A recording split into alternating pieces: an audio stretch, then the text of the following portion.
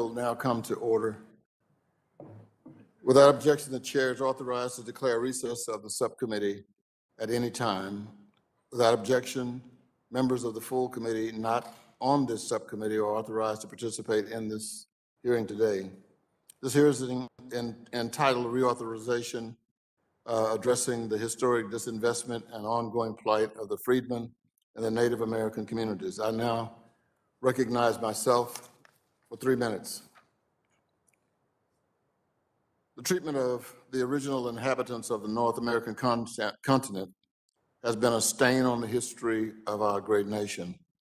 The establishment and expansion of the United States included the seizure and forced removal of Native Americans from their homes, particularly under Andrew Jackson's Indian Removal Act.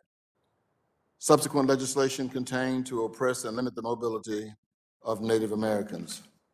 The United States signed more than 370 treaties, passed laws, and instituted policies that have come to define the special government-to-government relationship between the federal and tribal governments. And that obligates the federal government to promote the general well-being of Native American tribes. Yet the United States has failed to provide that assistance. Native American communities continue to experience disproportionately high poverty rates and low incomes, overcrowding, chronic homelessness, and a lack of basic utilities such as plumbing, clean drinking water, and heat, and face barriers to housing and community development. In 1996, Congress passed the Native American Housing Assistance and Self-Determination Act, which provides federal funding to tribal areas via the Native American Housing Block Grant.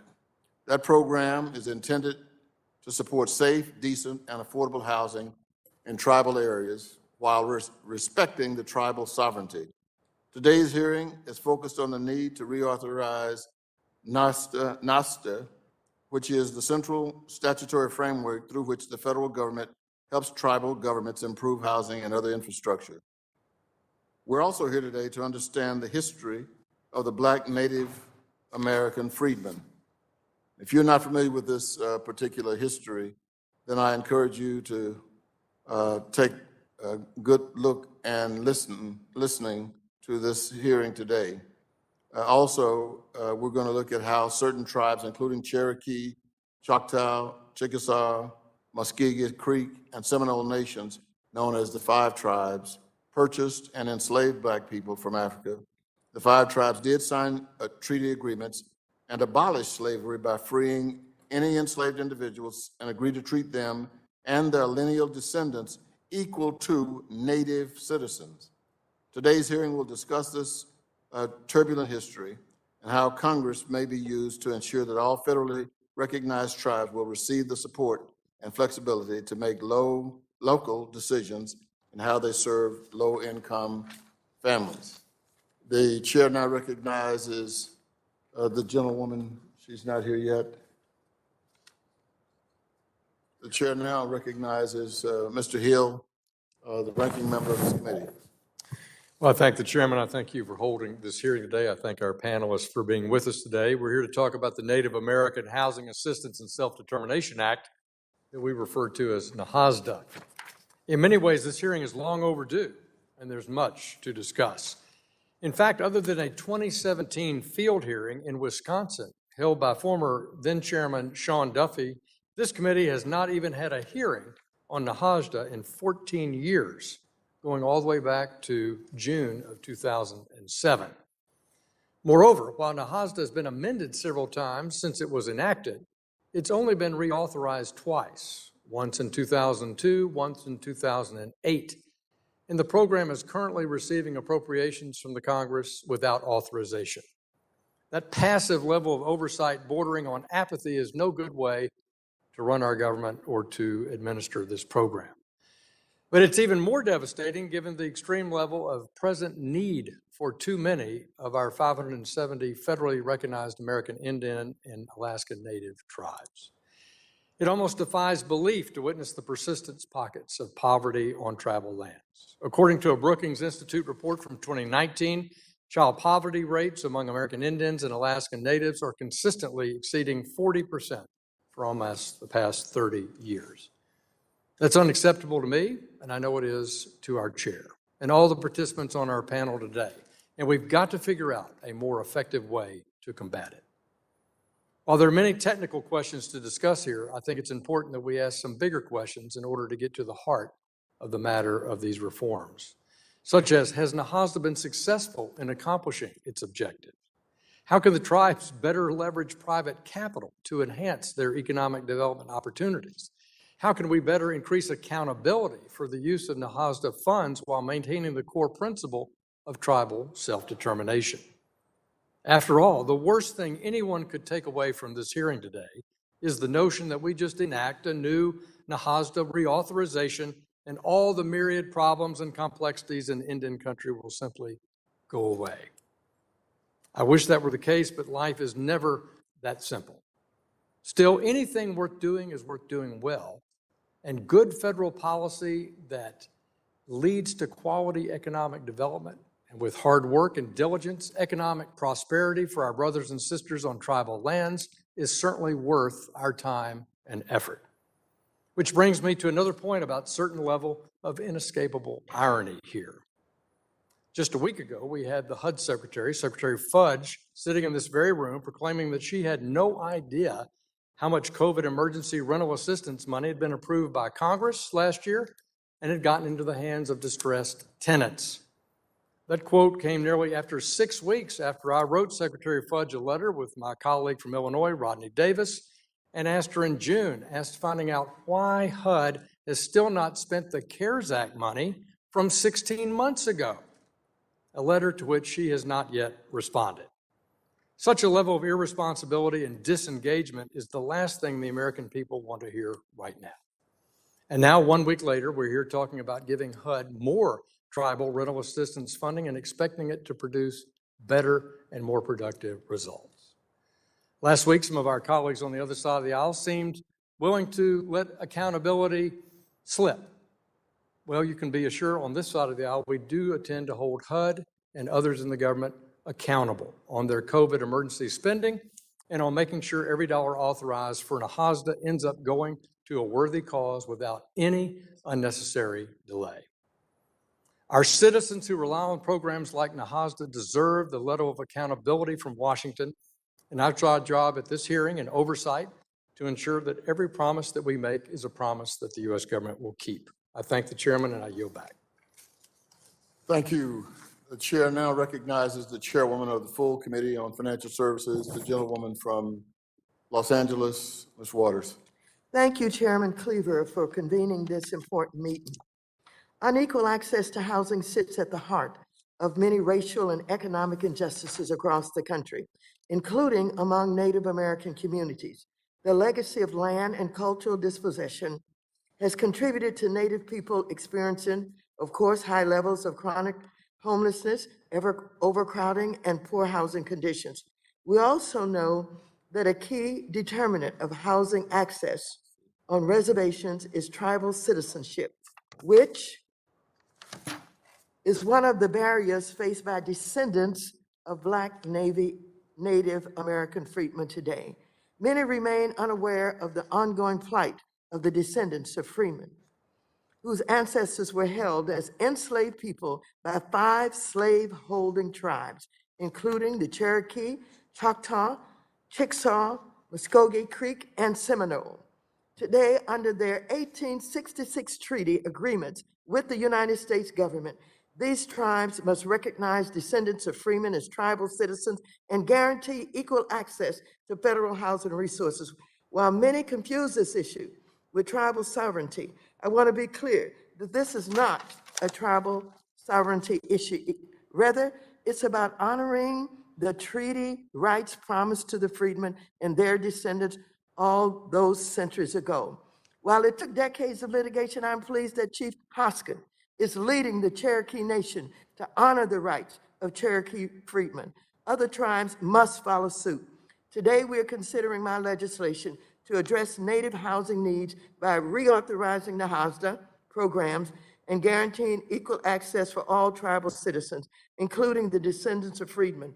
So I want to thank our witnesses for their testimony. This is a fight that's about fairness and equality.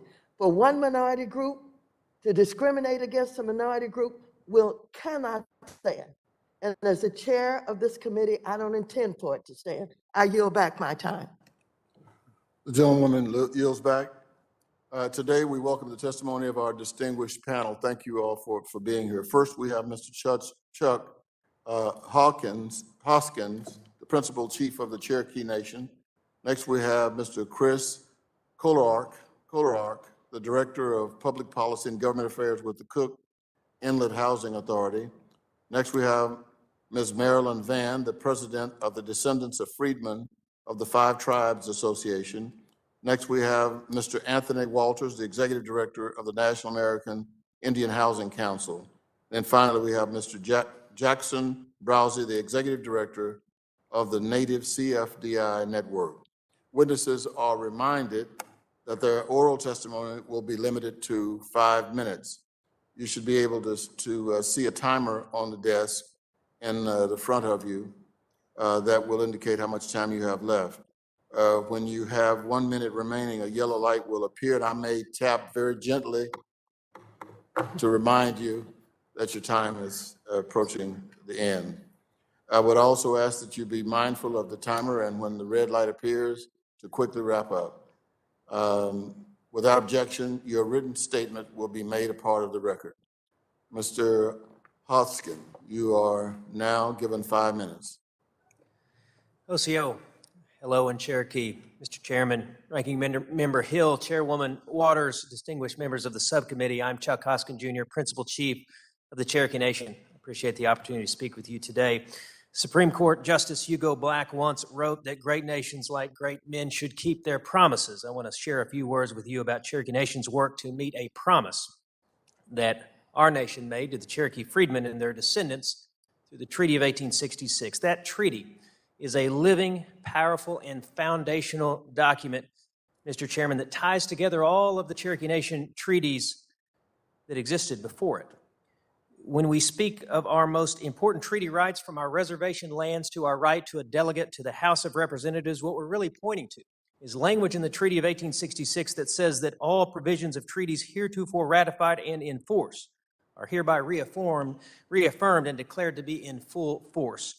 It's a document that we as Cherokees must defend and preserve. Article 9 of the treaty, Mr. Chairman, states that all freedmen and their descendants shall have all the rights of Native Cherokees, not some of the rights, Mr. Chairman, all of the rights of Native Cherokees. Now, we criticize the United States when it fails to live up to its treaty obligations, yet we have the same responsibility. So for Cherokee Nation, the issue of freedmen citizenship was really settled 155 years ago in the treaty that we agreed to, that the Senate ratified and that the President of the United States signed. It was settled, Mr. Chairman, by our ancestors. Now, we talk a great deal in Cherokee culture about respecting our ancestors, seeking guidance from them.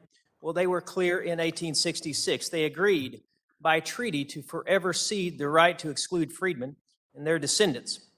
Because of this, some of the actions taken by some of my predecessors to exclude freedmen were void ab initio. That is, Mr. Chairman, void from the beginning. Quite simply, Cherokee Nation has not possessed the ability since 1866 to deny full citizenship to freedmen. The enslavement of other human beings and the subsequent denial to them and their descendants of basic rights is a stain on the Cherokee Nation, and it is a stain that must be lifted. I offer both an apology on behalf of the Cherokee Nation for these actions, and more importantly, Mr. Chairman, I offer a commitment to reconciliation. I'm proud of the actions that we've taken over the last decade to begin to right these wrongs. We did not appeal the federal district court decision in the Nash case, which confirmed that the 1866 treaty is alive and well and preserves the rights of freedmen to have all the rights of Native Cherokees. The day after that historic decision in 2017, our own Cherokee Nation Supreme Court affirmed that same principle. The Nash decision is the law of the land in the Cherokee Nation, we immediately began processing applications for citizenship of freedmen descendants. And to this day, and on an ongoing basis, 8,500 applications for citizenship have been processed. Earlier this year, our Supreme Court determined that by blood language in our Constitution was also in violation of the Treaty of 1866, and that language was void also from its inception.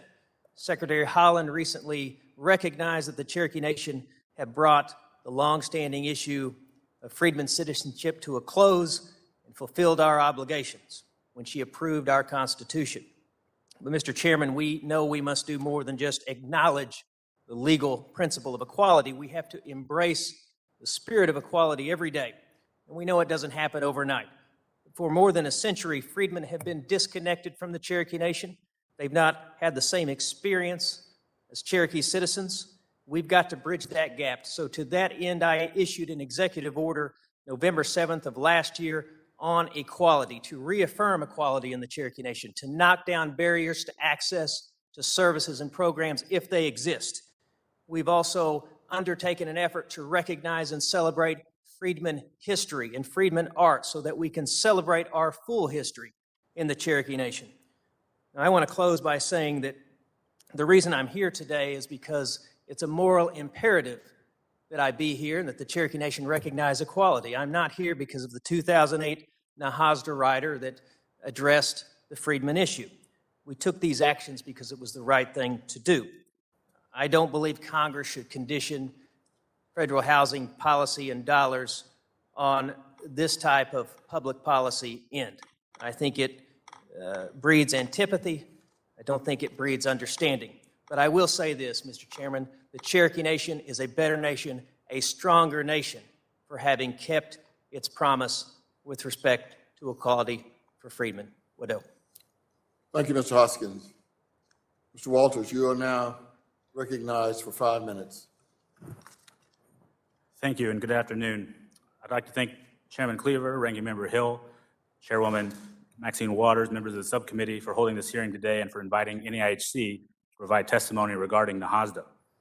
The committee uses the term historic disinvestment to describe the state of tribal housing programs, and this is all too accurate.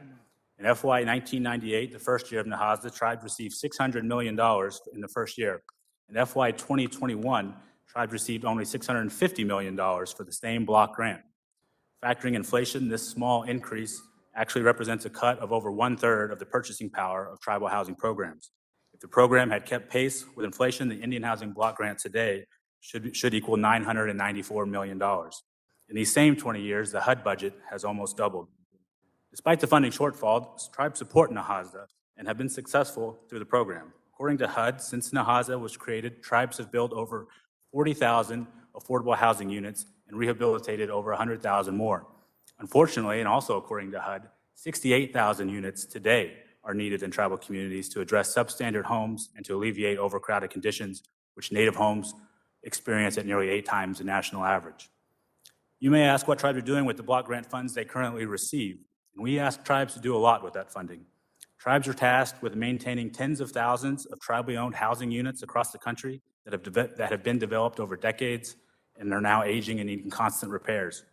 Tribes are also asked to provide low-income rental assistance, provide student housing assistance, housing and supportive services for veterans and elders, housing counseling services for prospective homebuyers, paying the operating costs for their own housing programs, and we expect them to build new homes each year. Nearly 600 tribes receive funds through NAHASDA, and they are expected to carry out all of these services with only $650 million in the block grant. Approximately 400 or 2/3 of those tribes receive less than $500,000 a year to do all these activities, and 175 of these grantees receive less than $100,000 to do these housing activities. So it shouldn't be hard to see why we're falling behind. The United States Commission on Civil Rights issued a report in 2018 entitled Broken Promises, just 3 years ago.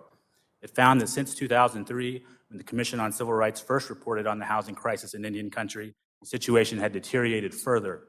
The report stated that according to HUD, between 2003 and 2015, the number of overcrowded households without adequate kitchens or plumbing grew by 20%, from 90,000 households to 110,000 households. The number of families with severe housing costs grew by 55% to 65,000 families.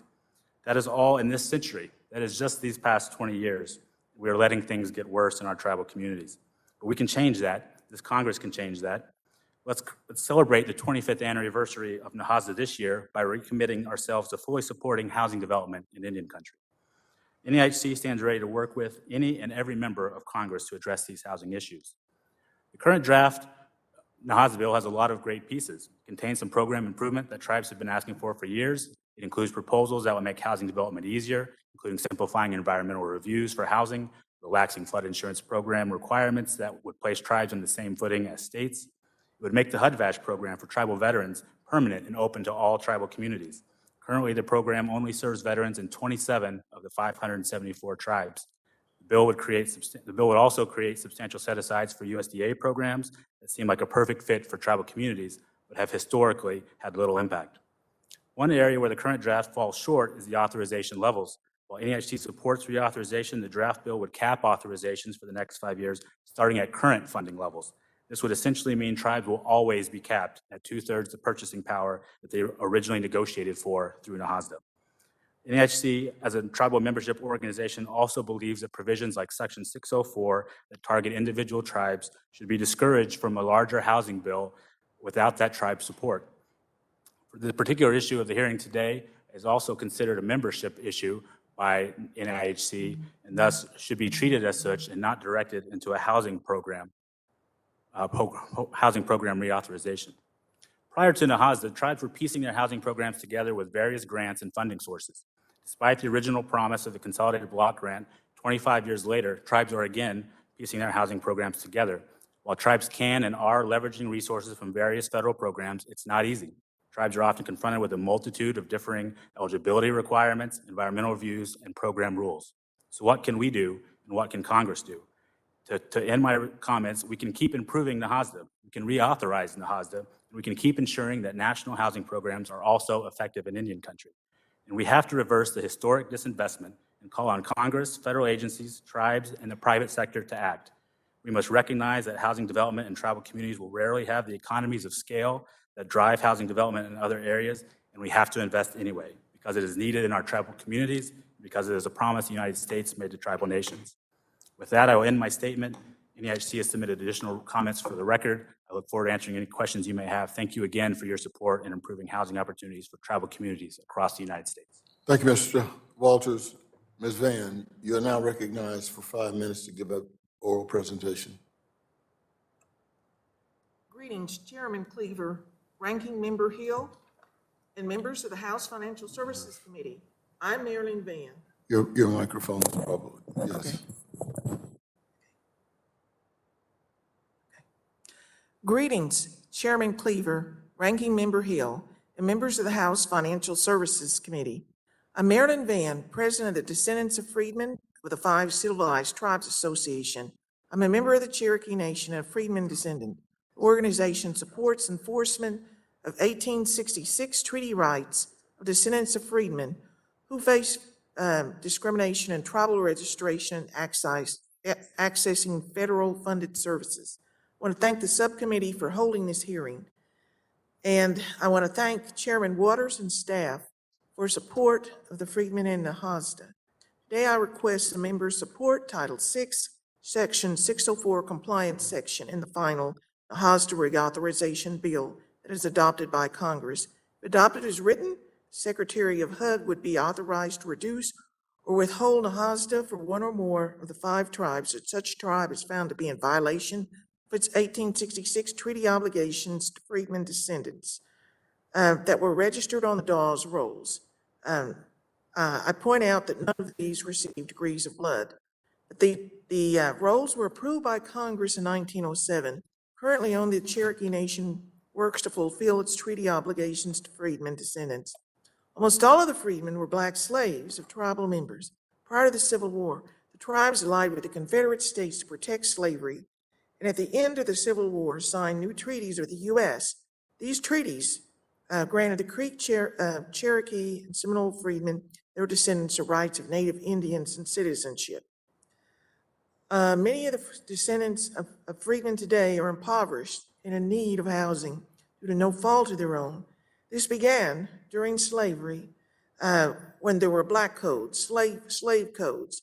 Blacks were barred from education, acquired assets, later suffering race massacres, like in Tulsa, Jim Crow laws and redlining from the U.S. government. Starting in 1979, tribal nations passed laws to exclude freedmen or treat freedmen descendants as second-class citizens. Blacks in Oklahoma have lower home ownership rates and lower income than Native Americans, and both communities less than whites. As a result of past and current systemic racism, descendants of freedmen have substantial housing needs. Some who need assistance include such Creek Freedmen descendants as Mr. Lovett of Okmulgee, a senior citizen on disability who needs rental assistance. He's had a double lung transplant. Mrs. Wilson of Okmulgee, a widowed senior citizen who desperately needs a roof. She has a tarp on her roof, needing housing repairs. Ms. Rice of Okmulgee, a single mom who works a part-time job and is a student, needing rental assistance, tried to get from the Creek Nation but was turned away.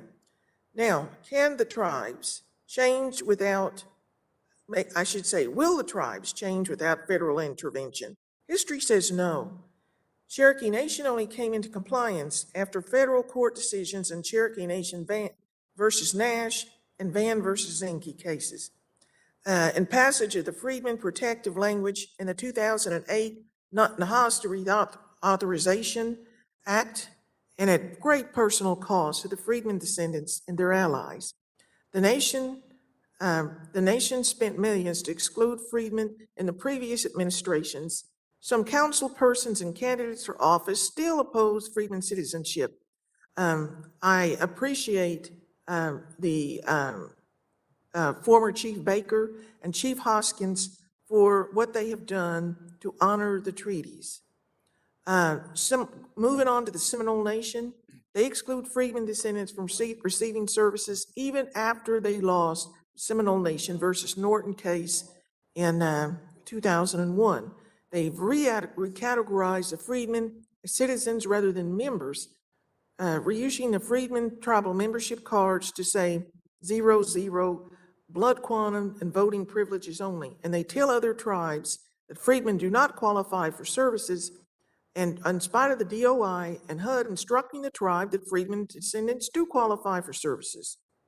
In the Muskogee Creek Nation, the leadership stated that dialogue is needed about freedmen, but does nothing. The tribe stresses validity of the 1866 Treaty Article 3, which confirms the Creek Reservation, see the McGirt case, but is silent about Article 2 of the treaty, granting freedmen the rights to share in national funds. In conclusion, the tribal governments receive monies for the housing programs, but the majority of freedmen are excluded. I ask you include the treaty obligation language in the final bill and support its passage in the full House. Thank you. Thank you. Mr. Kolerok, you are now awarded 5 minutes for your oral presentation. Chairman Cleaver, Ranking Member Hill, Chairwoman Waters, and members of the subcommittee, thank you for the opportunity to speak with you today.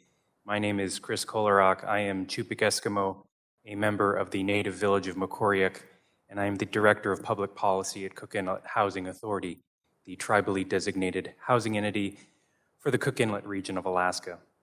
I was unanimously voted as the Legislative Committee Chair of the Association of Alaska Housing Authorities and unanimously voted as board member for the National American Indian Housing Council.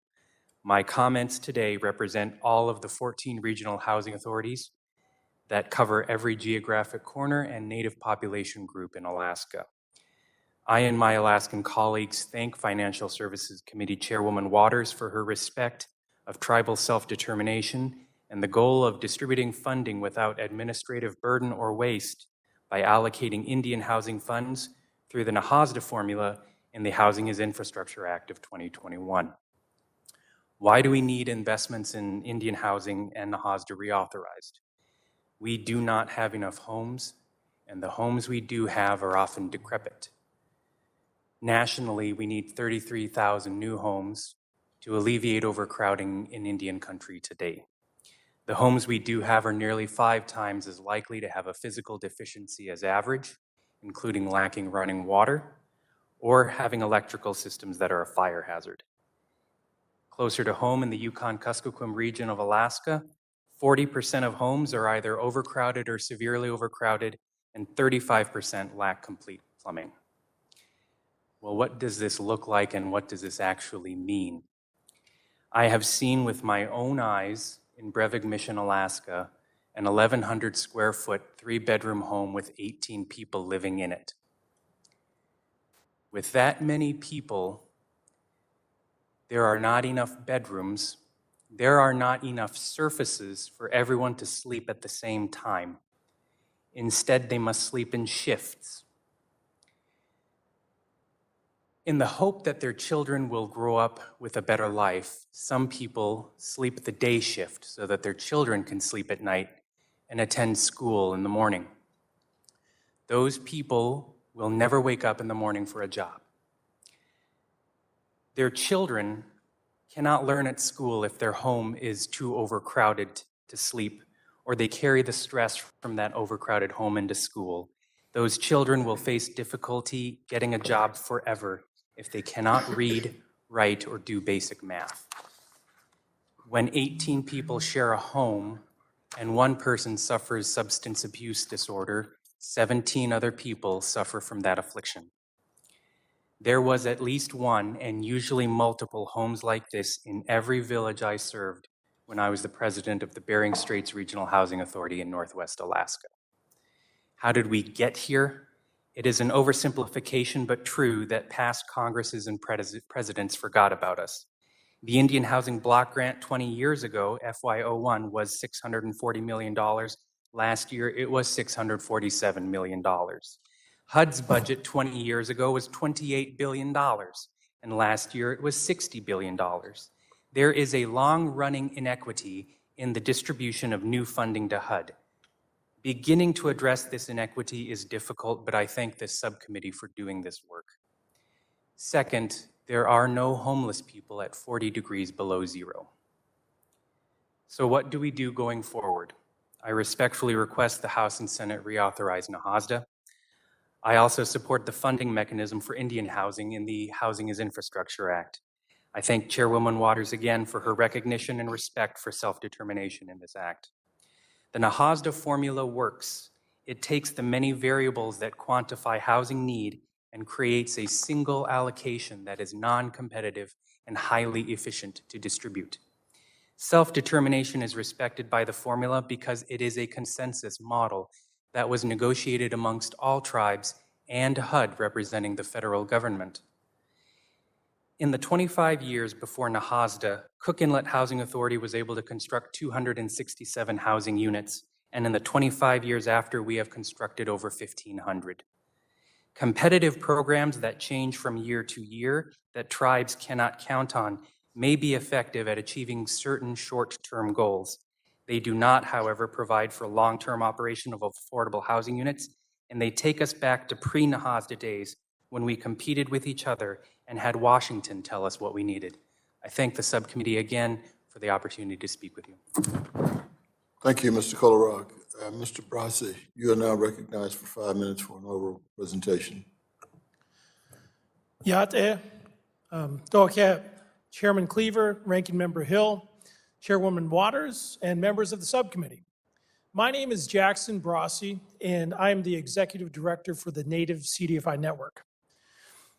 We are the only national member organization of community development financial institutions that serve Native communities across the country. I'm also a member of the Navajo Nation, and the subject of this hearing is near and dear to my heart, so thank you. At NCN, our member organization serves 27 different states, our members provide access to capital for first-time homeowners, micro-entrepreneurs, consumers, and those who are often unable to get a conventional bank loan and live in redlined areas across the country and in Indian country particularly. Yes, Indian country has been historically and currently is still being redlined when it comes to access to capital and housing finance. Redlining programs, and underinvestment in programs like NAHASDA and the CDFI fund, and the lack of access to capital contribute to the situation where Natives currently live in substandard housing, as this committee has, or this panel has wonderfully and explicitly described. It's a situation where more than 30% of members of the Navajo Nation have access to running water in their homes. It's a situation where there's severe overcrowding, a rate of 700% of what it is in the rest of the country. And this is unacceptable. There are also problems with financial literacy, access to credit, and the prices that Indigenous people pay when they finally do get access to a loan. The Federal Reserve recently found that Native Americans living on reservations who want to buy homes are significantly more likely to have high-priced mortgages, and those mortgages often are up to 2 percentage points more than non-Native Americans get in the same house. This means that a Native American family purchasing a house for $140,000 on a reservation could pay up to $100,000 more over the lifetime of a 30-year loan. Problems of higher costs of home ownership and redlining in Indian country are unacceptable, and I'm here to bring a solution to the table. And that solution is Native CDFIs. Native CDFIs across the country are doing our part to address this untenable situation, and we can use all the help and investment to make a greater impact on this problem. There are 69 Treasury certified Native CDFIs across the country, and they provide access to capital to those who are unbanked, underbanked, financial literacy, and technical assistance. These Native CDFIs operate a wide spectrum of organizations and include tribally sponsored CDFIs, like the Citizen Potawatomi Development Corporation of Oklahoma, and the majority of Native CDFIs, which are nonprofit loan funds, like the Native 360 Loan Fund out of Nebraska. Native CDFIs can offer home ownership loans, down payment assistance, and home buyer training so that new homeowners have the tools to keep their homes and build a solid foundation for their family. And aligned with the spirit of NAHASDA, Native CDFIs are self-determination in action. They carry out the mission of NAHASDA and the CDFI fund by increasing home ownership and utilize both HUD opportunities such as the Section 184 loan guarantees, HUD counseling, and other existing federal programs such as the USDA Home Loan Direct Program and the Veterans Affairs Native American Home Loan Direct Program and the Federal Home Loan Bank System. However, these tools can be improved upon, and we make some recommendations detailed in our written comments, but one area I wanted to bring up was with coordination between the Department of Interior and HUD around the slow turnaround for title status reports. We also wanted to highlight a great program at the USDA called the USDA 502 Direct Program that is really making a difference. In 2019, there were 6,194 direct loans made by this program. Of those 6,000 loans, only 2 of them were made on tribal trust land. Thanks to a great pilot in South Dakota, Native CDFIs like the Four-Bands Community Development are making a big difference, and we urge Congress to expand this pilot. And to wrap things up, the pandemic has pulled back the veil around the challenge of inadequate and poor housing in Native communities. I urge Congress and this committee to build upon the focus of this hearing and support the spirit of self-determination in NAHASDA. It's time to provide the resources to fund housing efforts and to eliminate barriers to utilizing other existing housing tools. Native CDFIs stand ready to work and help in this progress, and I know that we commit fully to working with Congress to help alleviate this problem and making sure that Native people have fair access to housing. Thank you. Thank you, Mr. Brossy, for your testimony. Thank all of you for your testimony. I now recognize myself for 5 minutes for questions. Mr. Hoskin, I'd like for you, if you would, to describe any efforts that the Cherokee Nation has taken to ensure that your members can access affordable prime mortgages. What is the nation going to do to help its membership overcome the barriers as limited credit histories? How can NAHASDA Reauthorization help address these barriers? Well, thank you, Mr. Chairman. In Cherokee Nation, we are focused on building paths to home ownership. One way in which we do that is a mortgage assistance program, and we use some resources to help people with down payments. But I think more important than that, create an environment where they can get credit counseling, build their credit up as they need to access mortgages, including the HUD 184 program, which has been a successful program for Cherokee citizens. Those programs have proven successful so far, and as we go into our next fiscal year, we are determined to commit even more resources to those types of opportunities for home ownership. At Cherokee Nation, we believe that everyone needs to have their housing needs addressed. There are different levels. For those, though, that are on their way to home ownership or could be counseled in a way that could get themselves worthy of credit, we want to help them get to a mortgage, and the mortgage assistance program that we offer has been very successful. Now, I'm talking about prime mortgage financing. So through our prime mortgage financing, we do work with a number of banks in our region. We do have good relationships with our banks. There are barriers, certainly, but the mortgage assistance program does pair them with mortgages through banks, but we provide some cash assistance to help them with things like down payments and things of that nature, Mr. Chairman. We had the credit rating agencies here last week, I think it was, a week before, I'm not sure. Is that a problem as well, the credit histories of those seeking prime mortgages? Certainly it is. Certainly those are barriers, and that's where our staff that works with citizens on counseling and identifying what has hit their credit history, that is where we address that. But certainly it is a barrier to homeownership. Are there, I had questions for everybody. I got into this, I apologize. The credit history issue, are there alternative ways in which we could develop tribal credit history? I mean, another system of measurement. Well, that's an interesting concept, Mr. Chairman. I think that would be something to explore. There are some loans that we offer that are not, in fact, reported to the credit agencies, which is a double-edged sword. On the one hand, we can help some of our people get access to credit. I'm not talking mortgage, but access to credit when they are in need of a non-predatory lender. But it also takes them out of building a credit history. So we're sort of beholden to the credit history reports, and exploring a way to expand that in Indian country would be of interest. Thank you. I'd like to follow up with some discussion with you on that. Mr. Kolerok, are there some unique housing challenges that you face in Alaska that perhaps we would not normally even think about? Thank you, Mr. Chairman. When I think about housing in rural Alaska, I like to think about a community called Savunga. It is 150 miles into the Bering Sea. It is closer to Russia than it is to the coast of Alaska.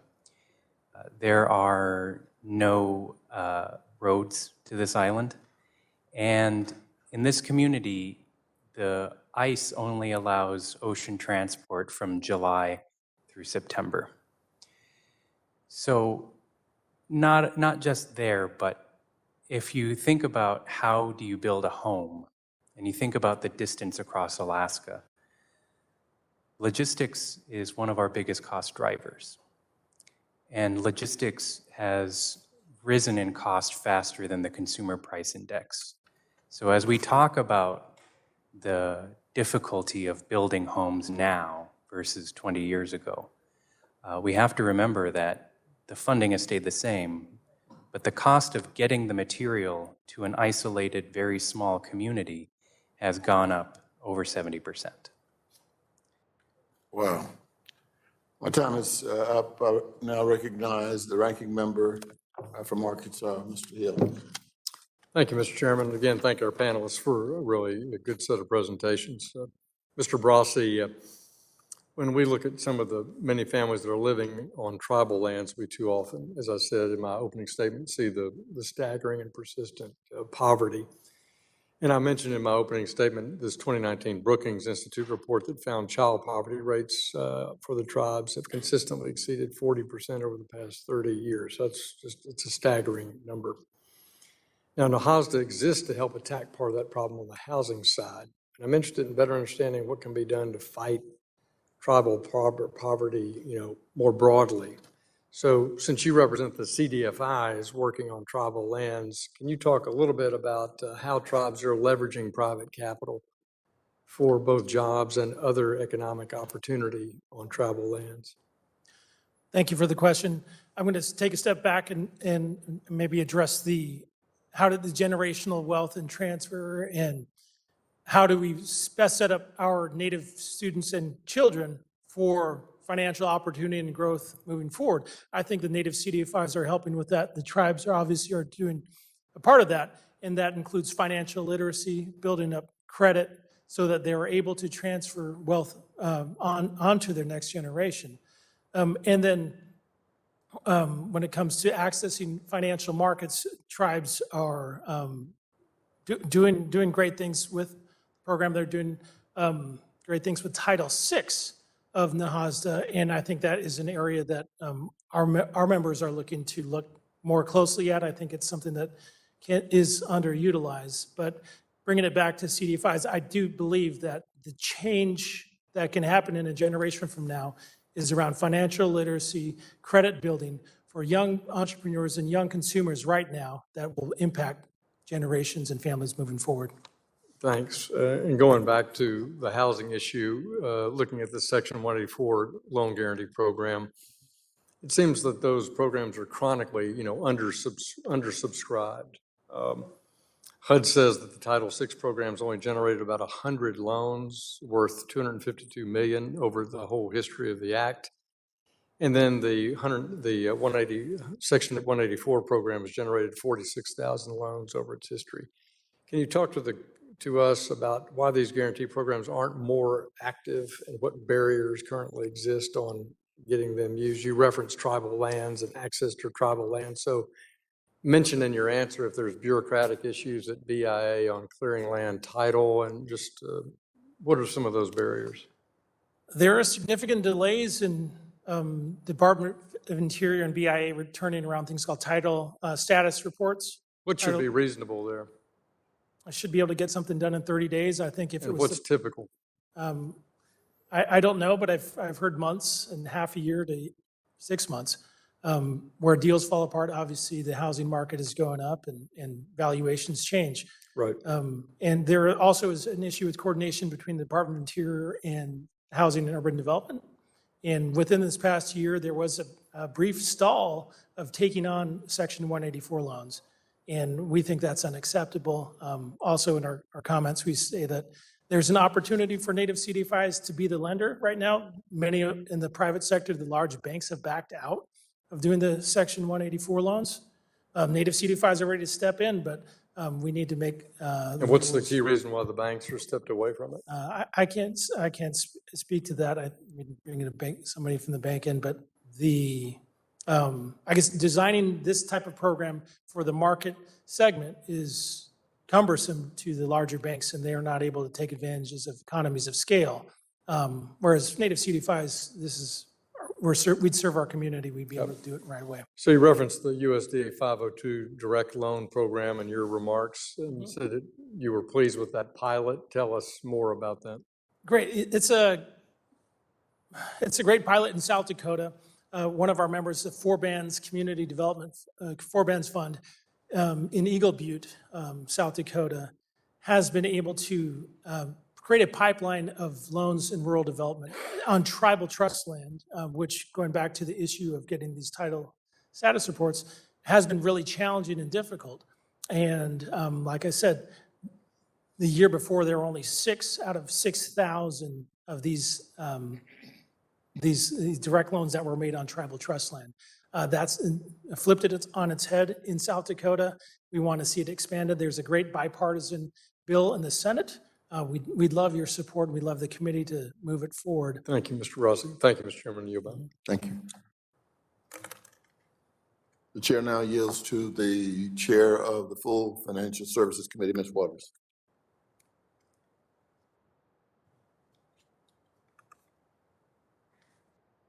Today, we're here to discuss the chronic housing and community development needs of Native American communities and the reauthorization of Native housing programs. However, we must ensure that federal funds are not used to perpetuate anti-Blackness and racial injustice. Not many are familiar with the history of those who came to be known as the Freedmen. The Freedmen were Black individuals who were enslaved by 5 formerly slave-holding tribal nations. The Freedmen were forced to walk the Trail of Tears alongside their slave masters, and at the end of the Civil War, were guaranteed full tribal citizenship under treaty agreements between these formerly slave-holding tribes and the United States government in 1866. While tribes like the Cherokee Nation have begun to make good on that promise after decades of litigation, others have not. To this day, there are descendants of Native American freedmen who are denied the full benefits of equal citizenship in certain tribes based on their African ancestry. Ms. Vann, first of all, before I say thank you to you, I want to say thank you to Chuck Hoskin, Jr., Principal Chief of the Cherokee Nation. I want to thank you for your wonderful presentation here today and the way that you describe what is right and what is fair. And so I would hope that the other tribes would follow suit. But as I have gone through understanding each of these tribes, I'm understanding that they have no intentions of doing it. And, you know, once somebody said, well, let this issue be settled in the courts. Well, there's some that haven't even started to even talk about going to the courts. They just don't do it. And they just don't want to do it.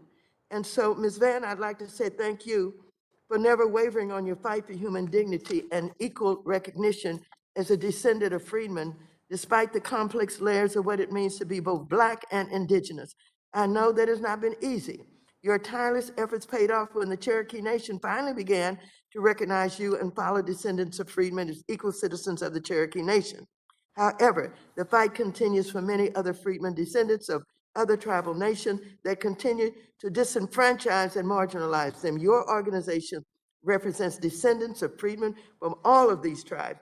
Can you tell us about the ongoing struggle for those descendants of freedmen who continue to be discriminated against despite treaty obligations that should protect them? Are they in need of housing? Are they in need of health care? Or just as we're talking about reauthorization and we're talking about how desperate it is for everybody, are the descendants desperate also? Do they need to share in these appropriations that they get from the federal government? And I want to tell with CDFI, of course, we're responsible for CDFI funding right here in this committee. And we did a great job in giving COVID money to all of the tribes. And I won't go through the numbers. Let Ms. Vann please respond to my question. Greetings, Chairwoman Waters. Thank you again. Yes, ma'am, the descendants of freedmen people, they are in desperate need of housing as well as other programs. I really didn't have time to get into the Choctaw and Chickasaw freedmen, but yes, ma'am, they also have great needs too. We have here 2 representatives of the Seminole Nation, the Freedmen bands. They are in the Seminole Nation, for instance, there are persons who cannot, who have homes they can no longer live in, desperate poverty among the Freedmen people. You were talking about other services, medical services. Within the pandemic, Freedmen not been able to get shots. And Seminole Nation telling IHS. As I understand it, interrupt you just for a minute. The Seminole denied vaccination for COVID-19, despite the fact that we had given the money to all of the tribes. Is that right? Yes, ma'am. Yes, ma'am. They had told IHS and gave them a list of people to not serve, to not serve them with vaccinations, and people died, including leaders of the Freedmen people. That's correct. I don't So, know what else to say. yes, The ma'am. case is very clear. I thank you, Mr. Chairman, for holding this meeting. It's so very important. But I want to tell you, this issue is not going to go away. I am going to work on this issue until we get the right thing done. I yield back the balance of my time. Thank the gentlewoman from California for her prophetic comments. The chair now recognizes the gentleman from Tennessee, Mr. Rose. Thank you, Chairman Cleaver and Ranking Member Hill, for organizing this hearing, and thanks to our witnesses for your time here today. As Congress considers reauthorizing NAHASDA, it is important to acknowledge which parts of the program have worked well. One of the core tenets of NAHASDA is the flexible nature of the block grant, which allows for self-determination by tribes.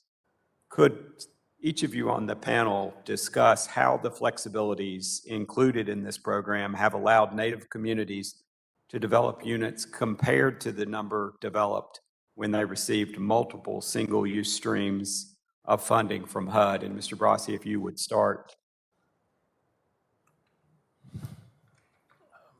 So, taking a step back, the majority of members of our organization are not tribally designated housing entities. So most of ours don't directly receive the block grant. However, there are a few Native CDFIs that do have, or that are subsidiaries of a TDHG. And there's a great example in Alaska, the Tlingit and Haida, and they are able to work with the Treasury to create a program where they're able to provide financing for working class members that might otherwise make too much to participate in a lot of HUD programs, but still don't have the credit history to get a conventional loan. And so they're able to find and finance that gap there. And I think that is also an area I think a lot of folks on the panel might have some thoughts about. Sure, and if we would start with Mr. Walters and work our way across the panel. Sure, thank you. I think, you're right. When you talk about the flexibilities provided under NAHASDA, each tribe is submitting their own Indian housing plan each year that addresses their unique community needs. Tribes are different based on their geography, where they are across the country, how urban they are, how rural they are. So giving the funds directly to tribes through a consolidated block grant has worked wonders over the last 20 years. In the beginning years of NAHASDA, they were outproducing the prior years under HUD funding and under HUD control of their housing programs. They were building more new homes under NAHASDA than before NAHASDA was enacted. That has gone down due to the stagnant levels of NAHASDA funding. Mr. Walters, pull your microphone. But tribes have overall been very successful with NAHASDA and very much support the program and wish it to continue. And Chief Hoskin, would you like to address that? Certainly briefly, the direct funding of NAHASDA and the ability to craft Indian housing plans has been indispensable for the Cherokee Nation. Indian country is not a monolith. You'll find different needs on the Cherokee Nation Reservation than you will elsewhere, and our ability to craft those programs is important. So we certainly support reauthorization and the flexibility that comes with it. Would either of the rest of you like to add anything there? Well, I'll go ahead and add something here. I certainly believe that NAHASDA should be flexible. I believe in tribal sovereignty, only that tribes need to follow the law. And so, but each tribe, for instance, as earlier said, geography, the needs of the tribe, some places there may be more rental assistance needed or such. And so I agree in that flexibility, but not in issues, for instance, say where it's blood quantum or those kind of things are used to determine the services for the members of the tribe. Kolerok. So Cook Inlet Housing Authority, in the 25 years before NAHASDA, built 267 housing units, and in the 25 years after NAHASDA has built over 1,500. NAHASDA put control of housing where it should be, which is in the hands of the tribes. Prior to that, there were strict limits on housing costs, there was design standards, and that legacy is still visible today. Homes designed in California and shipped up whole are sitting decaying and decrepit in our Alaskan villages right now. Unshackling us from HUD's mandates allowed us to get creative. Cook Inlet Housing Authority was the first entity to mix NAHASDA funding with low-income housing tax credits. Getting away from the competitive nature of HUD's prior funding into the formula fund freed us from annual competition, and it allowed us to partner with our sister organizations in Alaska. For example, the AVCP Regional Housing Authority in Southwest asked us to help them with their tax credit syndication and modeling. We actually helped another organization develop tax credit property off the road system that would not have been possible when we were competing for every single dollar in 8 separate programs every year. Thank you, Chairman. I yield back. Gentleman yields back. The chair now recognizes the gentleman from San Diego, Mr. Vargas. 5 minutes. Chairman, thank you very much for allowing me to speak, and I appreciate all the witnesses being here today. I do apologize that I missed a little bit of the testimony at the beginning, so some of my questions may be repetitive, and I apologize for that at the outset.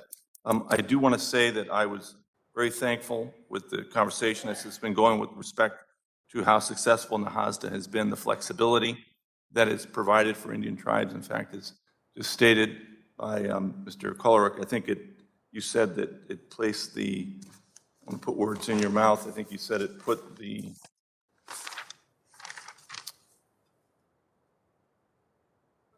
control of the housing where it should be with the Indian tribes. Although you did mention California homes rotting in Alaska, I'm not sure about that. You may question that since I'm from California. But I did want to ask Mr. Hoskin, you're the principal chief of the Cherokee Nation. I apologize that I missed your testimony. I was really anxious to hear your testimony about the Freedmen. I don't know if you spoke more extemporaneously other than your comments that you had here, but I would like to hear your view. You were praised by the chairperson of the full committee. Could I hear more of your testimony? And I apologize again that I wasn't here. I'll let you add to what you said earlier. Thank you, Congressman, and I appreciate the kind words from the chairwoman of the committee. Quite simply, this is the law of the land in the Cherokee Nation: equality. Equality not stemming from necessarily recent actions, but equality recognizing that we made a sacred promise 155 years ago. If we believe that treaties are the law of the land, the United States should live up to their end of treaties, and we have to do the same. And if we look back to what our ancestors did, they agreed to equality. In the Treaty of 1866, they resolved that issue. 155 years passed, and it was not resolved. So we are undertaking efforts for reconciliation today. So not only legal equality on paper, but equality in action, making sure that every person that comes into a tribal office building or a program or service is treated equally based on the fact that they are a citizen of the Cherokee Nation. And I would note, Congressman, that if you're a citizen of the Cherokee Nation, what signifies that is a card with your name on it, your birth date, and your citizenship number. And it doesn't have anything to do with your descendancy. It's whether you're a citizen of the Cherokee Nation, and you're treated equal on that basis. We have to make sure that we practice that every day, so we have to make sure that any barriers that might have existed historically to access are knocked down. So, for example, my good friend Marilyn Vann has mentioned CDIB cards, degrees of Indian blood. That idea is not relevant to a Cherokee Nation program or service because that is contrary to principles of equality in the Cherokee Nation. So those are just a few of the ways in which we're making sure we embrace the spirit of equality. And we're also undertaking efforts to look back at history and culture, artistic expressions of Freedmen descendants that for too long have not been part of the Cherokee story. They are going to be part of the Cherokee story today.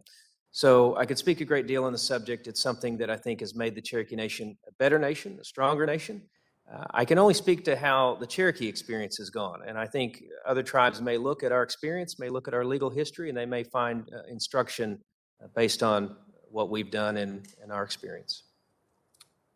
Well, thank you very much for those comments. I do want to probe a little farther, if I could, with you. You said, sir, that it's been difficult to resolve over time, and that although it's been difficult, obviously you have a better nation, a stronger nation. Well, what made it difficult? Why was it difficult, and why is it difficult for other tribes? Yeah, I can't speak to other tribes, but I can say in the Cherokee Nation, let's look at the Treaty of 1866. 1866, following that period of time, there is still a period of great change and tumult in Indian country, and then you find the imposition of the state of Oklahoma. And so for most of the 20th century, you find Indian nations, and I'll speak really only to the Cherokee Nation, a nation not allowed by the government of the United States to exercise its rights of self-government. And it's only when we get to the 1970s that we begin to pick ourselves back up. I think that interruption of many, many decades really arrested the development of the Cherokee Nation in terms of our civil society. And I think as we regained our footing and we had a century of, frankly, suppressing and denying the history of the Freedmen, that it took some time for the body politic to sort of understand that history. That history simply wasn't taught a great deal, Freedmen history. And I think as Freedmen activists and advocates have raised that issue in the 1980s and the 1990s and into the 2000s, I think it came to penetrate the consciousness of Cherokee leaders, not only me, but certainly including me. That process takes time, and I think it's just the unique history of tribes, particularly within the state of Oklahoma, that caused some delay and difficulty in achieving that. There is something about a history that involves enslaving other people. I think the United States could relate to this. It just doesn't feel very good. And it's something for generations, perhaps generations don't talk about. But we're talking about it today at the Cherokee Nation. I think we're a better nation for having done it. But when you don't talk about it, Congressman, you don't take action to correct it. Thank you very much. My time has expired. I appreciate the extra time. Thank you, Your Honor. Thank you, Chief. Appreciate it. Thank you. The chair now recognizes the gentleman from Wisconsin, Mr. Steele, for 5 minutes. Thank you very much, Mr. Chairman. Mr. Walters, I think you'd agree that many tribes still face pretty significant housing challenges. It was noted that one of the last committee hearings on this topic was a remote hearing in the state of Wisconsin, hosted by our former colleague, Sean Duffy. I've spent time at some of the reservations in Wisconsin. I've seen this firsthand, that Native Americans in many ways are more likely to experience poor housing conditions and overcrowding than some other communities. And as we consider the NAHASDA reauthorization, I think it's important that we also discuss the regulatory and procedural issues in addition to the overall funding levels. So we're looking at process, not just dollars. And so the question that I'd like you to expound on, if you would, is ways that we can streamline the construction process for NAHASDA housing so that each dollar can go further. And should Congress consider any National Environmental Policy Act or other permitting reforms that would allow us to be more efficient with our spending? Well, thank you for the question. I think that's a very good place to start. I think the current NAHASDA draft bill includes provisions regarding the Environmental Protection Act. I think when tribes are developing housing, they're now using multiple sources of funding from different federal agencies, Treasury, DOI, HUD, USDA. So all of those agencies have their own rules and regulations, whether it's environmental or otherwise. Whereas the current draft bill, and to the extent now, tribes are undertaking housing projects with just HUD funding, they can control that environmental review process and all the other kind of administrative logistics work on their own. But when you start blending these other streams of funding in, you start running into that issue. Currently, the bill would allow the tribe to keep control of an environmental review process if the NAHASDA dollars were the primary source of funding. That's not necessarily realistic for a lot of these housing developments. These housing developments are usually $1 million projects, and they don't always have the most HUD funding out as part of that. They're going to blend a lot of other funding sources. So certainly easing the administrative burden will help a lot of tribes build more homes faster. I think you bring up a really good point that there's multiple streams of funding that's going into many of these projects. Each stream of funding is going to have its own rules and regulations. Is there an approach that you think that would be successful in streamlining this to create more efficiency, or would you, as we look at kind of trying to streamline this, make this more efficient and remove some of the regulatory red tape that you're facing? Well, I think it's a recognition that tribes are able to do this on their own. They're doing it now under HUD, under Indian Housing Block Grant dollars. So where they've shown that ability to do that and carry out those processes, there's no reason to make tribal housing programs jump through the hoops of other agencies just because the funding stream may have come from there. So to the extent possible, I would encourage where a tribe is building housing and they have that expertise built up over 25 years, to let them control the administrative processes under one process overall. I appreciate your insight on that. I think there's a lot to be learned from your testimony there on the importance of local control, removing some of this regulatory red tape. We see this time and again here in Washington. Let me shift gears with my remaining time, if I can, to you, Mr. Brossy. I want to step outside the housing discussion just for a moment and look at some of the broader financial challenges that many tribes are facing. We've heard from some of the witnesses here today about difficult circumstances in many tribal areas. I think improving access to financial services can be a really important component of our overall strategy to create more economic opportunity for tribal members. You noted some of this in your written testimony. Can you just comment on some of what you think are some of the clear impediments for financial inclusion that Congress should be looking at to address? Thank you for the question, Mr. Steele. Again, taking it back to financial literacy, financial training, these are things that are often not taught in schools, they're taught in homes. And when we're dealing with Native communities, we're talking being in an economy, cash economy for only a couple generations. So what Native CDFIs can do around financial literacy, financial education, credit building is very important, and we want Congress to support it 100%. One thought I had on the earlier question about streamlining dollars, there is for construction and making sure that they go the furthest, there is a movement toward eliminating what we call a dual or even triple taxation on development on Indian lands. And so that deals directly with the states. And I'm getting outside of what the Native CDFIs do. But I do think that if we really want to make sure that there is an incentive and not a disincentive for doing projects on tribal lands, states should be able to tax those operations at the same level and then not provide services there. There should be some sort of waiver. And some states are looking at this individually, but it would also could be a federal levels fix. Thank you very much. Thank you all for your testimony. I yield back. Thank you. The chair now recognizes the gentleman from Texas, Mr. Taylor, for 5 minutes. Thank you, Mr. Chairman. I appreciate this hearing, and I'll just make a broad comment that the discussion we're having about whether or not to reauthorize a program that continues to be appropriated for really underscores the brokenness of the federal budgeting process. And just something I've noticed since I've been here, it's only my second term in Congress, is that whereas virtually every government that I've ever seen has a single bill budget, the federal government has an authorization process, technically a budgeting, and then a 12-bill appropriations process. That is a very unique budgeting process. It's the only place on earth that this process is attempted to be tried. In 45 years of trying it, we've actually only gotten 4 of budgets on time with this particular process. And unfortunately, you're the victims, right? I mean, you're trying to come and authorize a program that keeps getting appropriated for, but the authorizations are kind of an extraneous political exercise rather than actually having a real substantive policy thing. And so anyway, that's a process comment but you're here. And obviously this is an important program for your communities. And we've heard a lot of advocacy from the witnesses about the importance of flexibility, the ability to use this program as you see fit. And I just was going to throw it out. Are there any other additional flexibilities specifically that you would like to see? If you want to raise your hand, I'll call on you. But you guys have already said it. It's in your written testimony. Yes.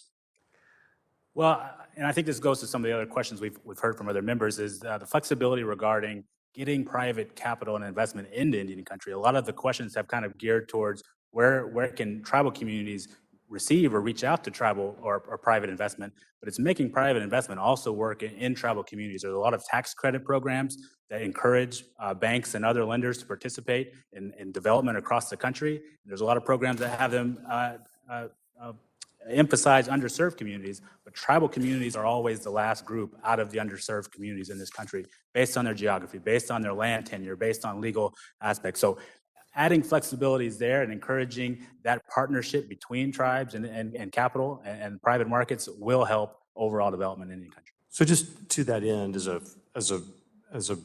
as someone who was in the banking industry for a while, and I was reading a 2017 HUD report, and I'll just read what it says. Mortgage lending in Indian country is made difficult by factors common to underserved markets in rural areas, pointing out that lending in Indian country is even more difficult because tribal land trusts cannot be alienated or encumbered. In other words, if I put a lien on a property, the judicial process may not be clear, whereas in Texas, where I'm from, you can foreclose and the bank can take the property if they're not paid their money.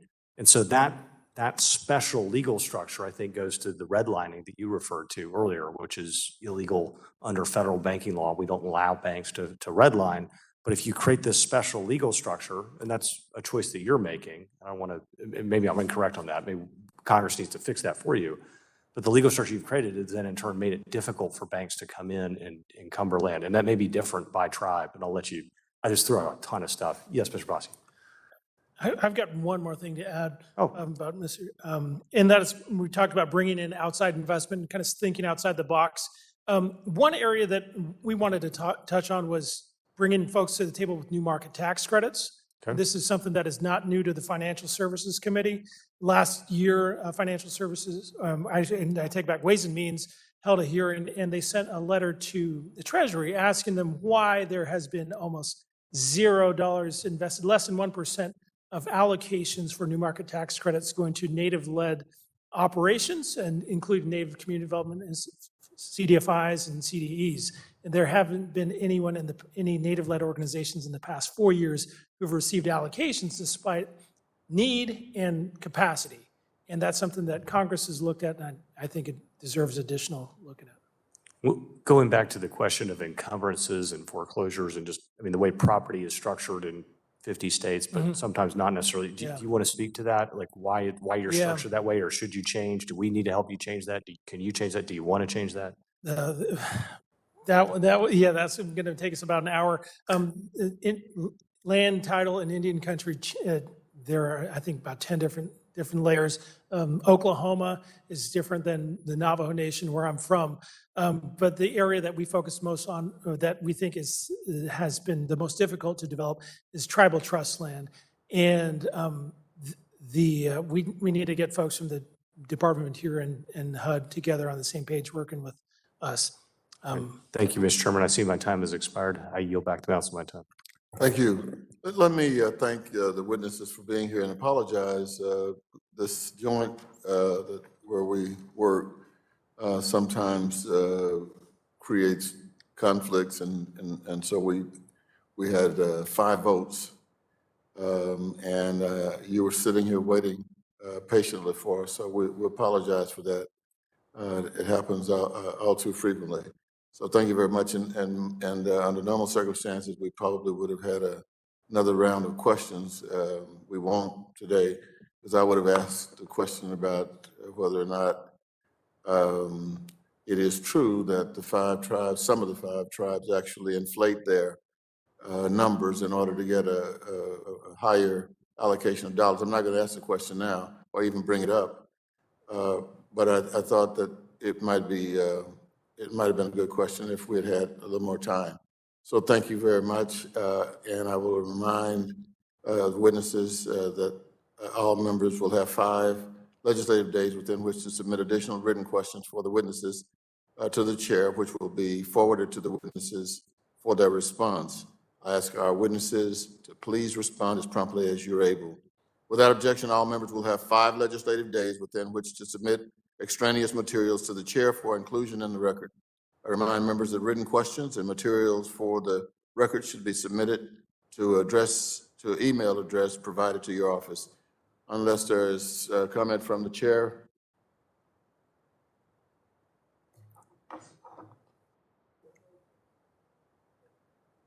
Meeting is adjourned.